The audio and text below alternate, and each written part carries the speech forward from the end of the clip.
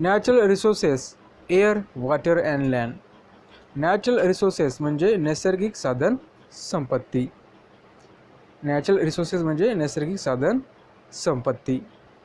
Air म्हणजे हवा, water म्हणजे पाणी, लँड म्हणजे जमीन. ही आपली एक नैसर्गिक साधन संपत्ती आहे. आता बघा, ऑब्झर्व, निरीक्षण करायचं तुम्हाला. ॲटमॉस्फिअर, ॲटमॉस्फिअर म्हणजे वातावरण आपण त्याला म्हणतो. वातावरण म्हणण्यापेक्षा आपण त्याला म्हणू आकाश. हायड्रोस्फिअर म्हणजे जलसंसाधन, म्हणजे पाण्यामध्ये जे प्राणी वगैरे राहतात, वनस्पती राहतात, ते जलसंसाधनाचा वापर करतात. नंतर आहे लिथोस्फिअर. लिथोस्फिअर म्हणजे मृदा आवरण, म्हणजे मातीपासून बनलेलं जे आवरण असते, मातीचं जे लँड म्हणतो ते लिथोस्फिअर असते. नदी, ओढे वगैरे जे असतात ते हायड्रोस्फिअरमध्ये येतात. आणि जे ॲटमॉस्फिअर म्हणजे जे विमान असतात, पक्षी उडतात, ठीक आहे, आपले ढग असतात, हे सगळं हायड्रोस्फिअरमध्ये येतात. Observe the picture along side and answer the questions. Where do you see the bird. म्हणजे आपण पक्ष्यांना कुठे बघतो, तर पक्षी नेहमी ॲटमॉस्फिअरमध्ये असतात, म्हणजे आकाशामध्ये आपल्याला दिसतात.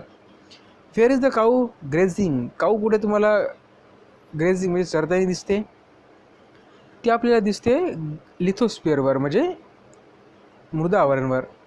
Locate the trees and roads. म्हणजे आपण ट्री आणि रोड कुठे बघतो किंवा कुठे असतात, तर लिथोस्फिअरवर. Where does the river come from and how does it flow. The river come from the mountains and its flow like a zigzag manner. Where is the aeroplane? Aeroplane into the atmosphere. Where are the fish seen? Fish seen in the hydrosphere. On what is the sailboat floating? On the hydrosphere. म्हणजे आपल्याला बघता येईल की जो पाण्यावर तरंगतात किंवा पाण्यामध्ये असतात किंवा पाण्याशी संबंधित असतात त्यांना आपण हायड्रोस्फिअर म्हणतो. ज्यांचा आकाशाशी संबंध येतो त्याला आपण ॲटमॉस्फिअर म्हणतो. आणि ज्याचा जमिनीसोबत संबंध येतो त्याला आपण लिथोस्फिअर म्हणतो. आता नॅचरल रिसोर्सेस म्हणजे नैसर्गिक साधन संपत्ती या संबंधित थोडी माहिती बघूया. You have seen that the something in the picture are in the water. म्हणजे चित्रामध्ये तुम्हाला दिसते काही पाण्यामध्ये आहेत. सम ऑन द लँड, काही जमिनीवर आहेत. आणि सम इन द स्काय, आणि काही आकाशामध्ये आहेत. दॅट इज द एअर, म्हणजे ती म्हणजे एअर आहे. This all things on the earth are associated with the air, water and land. Means the all things are associated with the air, water and land. The air, water and land are called as the earth atmosphere. Earth, water and land. These three constituent of the atmosphere. Hydrosphere and lithosphere respectively. Hydrosphere and lithosphere respectively. Moreover, the different living things occupy these three spheres on the earth. There is a various living thing on the earth. They are found in the different layer.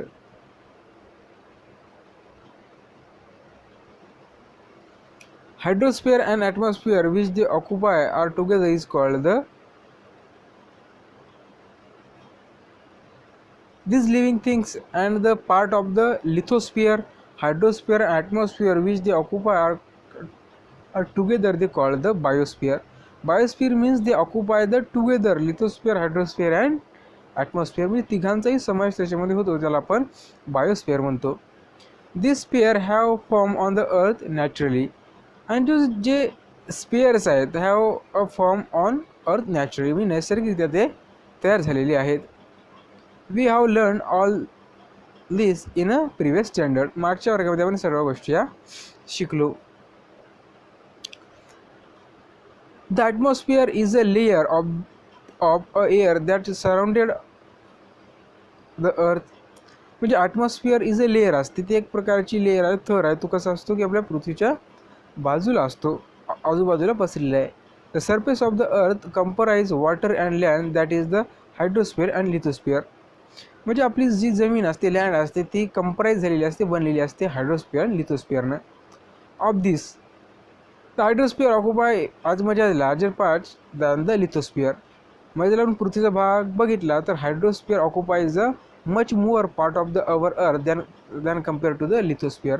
म्हणजे आपल्या पृथ्वीवर सर्वात जास्त पाणी पसरलेलं आहे जमिनीपेक्षा, त्यामुळे हायड्रोस्फिअरचे ऑक्युपाईज जास्त केलेलं आहे दॅन लिथोस्फिअर.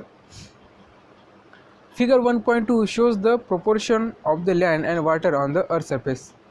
तर आपल्या फिगर नंबर इथे दिसते की हायड्रोस्फिअर occupied how much percentage of the land and how much percentage of the land available on the earth. There is a 29% land is available and 71% is water available on the earth. म्हणजे 71% पाणी आणि 29% जमीन आहे आपल्या क्षेत्रफळाचा विचार केला आपल्या पृथ्वीचा. तर we also look upon these natural component in the solid, liquid and gaseous form of the resources. आता काही जे नैसर्गिक घटक असतात ते आपल्याला सॉलिड, घन, लिक्विड, द्रव आणि गॅसेस म्हणजे वायू रूपात आढळतात. In the other word we use them in fulfil our requirement. आणि त्याचा वापर आपल्या गरजा पूर्ण करण्यासाठी करत असतो. Let us now study all these 3 component in detail. चला तर या सर्व घटकांचा आपण वापर करूया किंवा वाचन करूया. Air, water and land are the factor important for sustaining the living world on the earth and fulfill their basic needs. They are called the natural resources. हवा, पाणी आणि जमीन हे असे महत्त्वाचे घटक आहेत ज्याने आपल्या पृथ्वीवर लाईफ टिकून राहिलेली आहे आणि ते आपल्या बेसिक गरजा म्हणजे आपल्या मूलभूत गरजासुद्धा पूर्ण करतात. म्हणून त्यांना नैसर्गिक साधनसंपत्तीसुद्धा म्हणतात.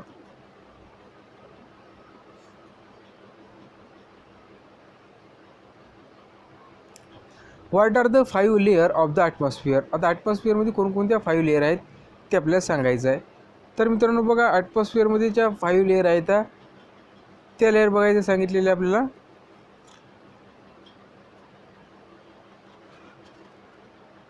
ट्रोपोस्फिअर, स्ट्रॅटोस्फिअर, मेसोस्फिअर, आयनोस्फिअर एक्सेट्रा. आता आपल्याला बघायचं मित्रांनो air. The air in the atmosphere around the earth contain the nitrogen, oxygen, carbon dioxide, 6 inert gases, nitrogen dioxide, sulfur dioxide, water vapor and dust particle. जी आपली आजूबाजूची जी हवा आहे तिच्यामध्ये आपल्याला या गोष्टीचे प्रमाण सापडते. तर नायट्रोजन आहे, नायट्रोजनचे प्रमाण सर्वात जास्त आहे आपल्या हवेमध्ये 78% आहे. त्यानंतर कार्बन डायऑक्साईड आहे, कार्बन डायऑक्साईडचं प्रमाण खूपच कमी आहे 0.03% आहे. आणि सोबत काही इनर्ट गॅसेस आहेत जसं की nitrogen dioxide, sulphur dioxide, water vapour and dust पार्टिकलसुद्धा आहेत. तर ऑक्सिजन 21% आहे. आर्गॉन बघायला झालं तर 0.9% आहे. आणि other constituent of the air is 0.07%. म्हणजे दुसरे घटक 0.07% आहेत. The troposphere contain about 80% of the total mass of the gas in the air. म्हणजे जेवढं काही सर्वात जास्त एअर असतो, एअरचं जे आपण केलं तर 80% of the mass of the that air is present in the ट्रोपोस्फिअर.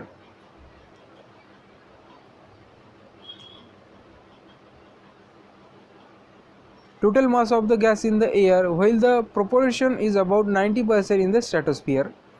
And 90% gases according to its weights is available in the stratosphere. Further, in the mesosphere and ionosphere, remaining 1% gases, 0.1% means 80% available in the troposphere, 19% available in the stratosphere, and remaining 1% gases available in a mesosphere and ionosphere. The proportion of the mass of the gases on decreasing. Gases are not found in the exosphere and beyond. So these are the 5 layers of the atmosphere: troposphere, stratosphere, mesosphere, ionosphere and exosphere. These are the 5 layers of the atmosphere. For the mesosphere, ionosphere, the remaining only 1% gases. Proportion of the mass of the gases goes on decreasing. Suppose as we go away from the earth, we will feel that the proportion of the gases is in the decreasing order from earth to atmosphere. Gases are not found in the exosphere and beyond. So gases are not available beyond the exosphere or in the exosphere. म्हणजे एक्झोस्फिअरमध्ये gases available कुठलेच नाही आहेत.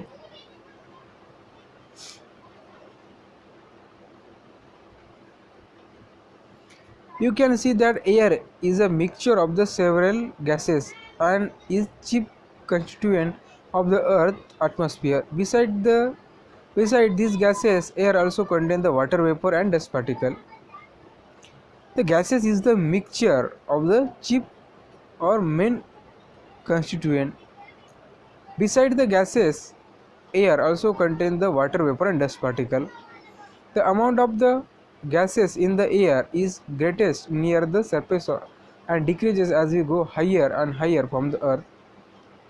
Means the amount of the gases in the air is greatest near to the earth and it goes decreases as we away from the earth surface. That is the air become a rare at the higher altitude. जर आपण पृथ्वीपासून जसे लांब गेलो तर हवा तिथे कशी बनते तर विरळ बनते. The proportion of the constituent of the air, some of their uses are given here. तर मित्रांनो बघा हवेमध्ये काय काय आहे आणि कशा प्रकारे बनले आहे, किती पर्सेंट आहे त्याचं इथं आपल्याला एक पाय चार्ट दिलेला आहे. नायट्रोजन दिलेलं आपल्याला 78% आहे, ऑक्सिजन 21% आहे, आर्गॉन 0.9% आहे, other constituent of the air is 0.0%, carbon dioxide 0.03% आहे. Some of the uses of the gases in the air. आता हवेमध्ये काही घटक आहेत, त्या घटकांचा उपयोग काय आणि कोणकोणते ते बघायचं आहे. तर पहिला जो घटक दिला मित्र आपल्याला नायट्रोजन दिलेला आहे. नायट्रोजनचा उपयोग काय होतो बघूया. Nitrogen helps living thing to build the necessary proteins. म्हणजे नेसेसरी प्रोटीन प्रथिने बनवण्यासाठी आपल्याला नायट्रोजनचा उपयोग करतात. It is useful in the production of the ammonia and airtight packaging of the foodstuffs. म्हणजे अमोनिया तयार करण्यासाठी आणि जर तुम्ही बघितलं चिप्सचे पॉकेट वगैरे तर त्याच्यामध्ये एक वायू भरलेला असतो. चिप्सचं पॉकेट ज्यावेळेस तुम्ही बंद असते पॅक असते त्यावेळेस त्याच्यामध्ये नायट्रोजन यूज केलेले असते जेणेकरून ते लवकर खराब होत नाहीत. Oxygen necessary for the respiration in living thing and combustion. म्हणजे ऑक्सिजनचा उपयोग कशासाठी होतो तर रेस्पिरेशन म्हणजे श्वास घेण्यासाठी आणि कंबशन म्हणजे एखाद्या जळणासाठी सुद्धा उपयोग त्याचा होतो, ते जळणाला मदत करतो. Carbon dioxide plants use for it for production their food use in the fire extinguisher. आता कार्बन डायऑक्साईड याचा उपयोग काय होतो तर वनस्पती स्वतःचा अन्न स्वतः तयार करण्यासाठी कार्बन डायऑक्साईडचा वापर करतात. तसेच फायर एक्सटिंग्विशर म्हणजे आग विझवण्यासाठी सुद्धा त्याचा वापर करतात.